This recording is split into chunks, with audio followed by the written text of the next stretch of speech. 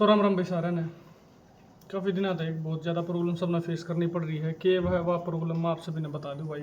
काफ़ी दिन आता है कुछ जो अपोजिशन पार्टी है बहुत ज़्यादा मतलब ब्लेम कर लग रही है अपनी करंट सरकार ने। क्यों ब्लेम कर लग रही है भाई? उसके ऊपर लग रही है वोट चोरी का आरोप। वोट चोरी का आरोप लगाने की वजह की है, एक महाराष्ट्र में जो एक एमएलए था उसने ये बात उठाई थी कि भाई केंद्रीय जो फिलहाल इलेक्शन हुए थे उनमें इलेक्शन में मतलब कुछ फ्रॉड डाटा मिला, जैसे कि ये 80 वोटर थे ये घर के अंदर जो दिल्ली के अंदर मिले थे। कुछ जो मान लो 8 लाख जो जनगणना हुई थी उसमें 20,000 वोटर जो फेक पाए थे।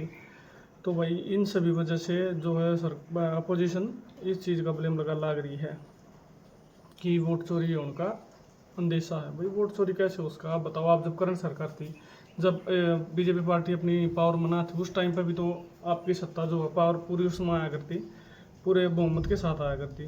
क्या कारण था? उसके पीछे भी वही था वोट चोरी का।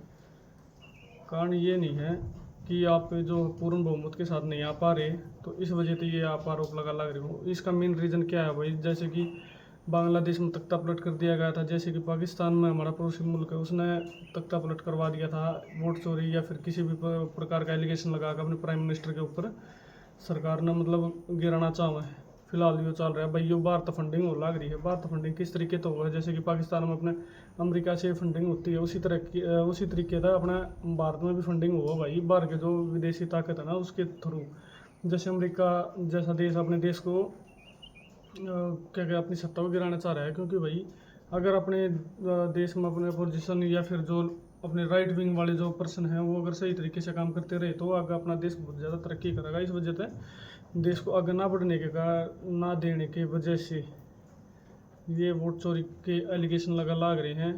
ये पीछे से आपने देखा होगा, अगर ये वोट चोरी के वजह से काम नहीं बना तो फिर बीच में ही ना लगा दिया था कि भाई अपना जो कर्नाटका में जो हिंदू मुस्लिम वाला जो चल रहा था वो कुछ दिन पहले राम मंदिर के ऊपर चल रहा था, उसके बाद फिर ये यूपी में चला दिए थे जो कावड़िया के ऊपर। तो भाई देश में बहुत ज़्यादा मतलब कियोस क्रिएट करने की वो चल रही है भाई। ज़्यादा से ज़्यादा शहर में देश में मतलब अपना वो फैलाव कि भ्रमित करे जनता ने। मेन बात तो ये है भाई, जब जनता भ्रमित होगी तो तभी जाके जाके तख्ता पलट होगा, क्योंकि अपोजिशन की इतनी हिम्मत नहीं है कि भाई अपने देश का तख्ता पलट कर सके। क्योंकि अपना जो सरकार फिलहाल जो चल रही है ये इतनी मजबूत है कि बिना किसी के थ्रू ये काम चल रही है, कि बिना मतलब किसी के सपोर्ट में फिलहाल सत्ता में चल रही है सरकार।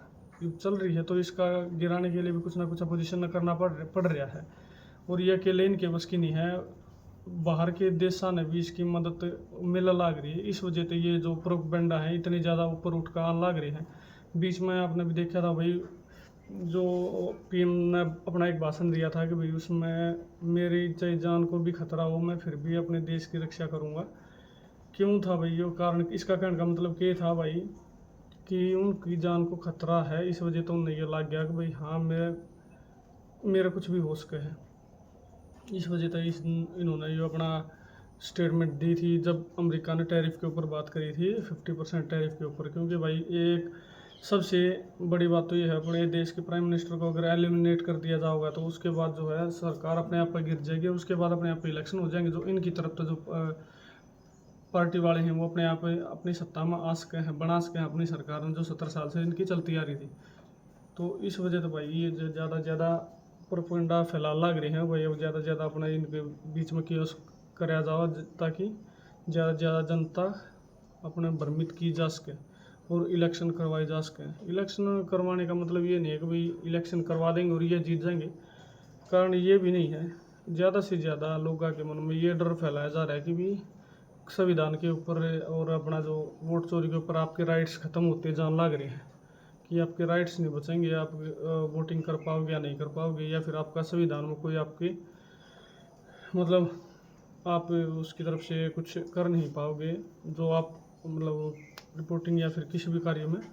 अब ये भी कहा जा रहा है कि भाई अपने जो स्टेट्स के बारे में कुछ जो इसके ऊपर एक अलग टॉपिक है भाई, अलग वीडियो बनाऊंगी इसके लिए। तो आज की वीडियो में इतना ही, मिलते हैं नेक्स्ट वीडियो में, तब तक के लिए जय हिंद जय भारत।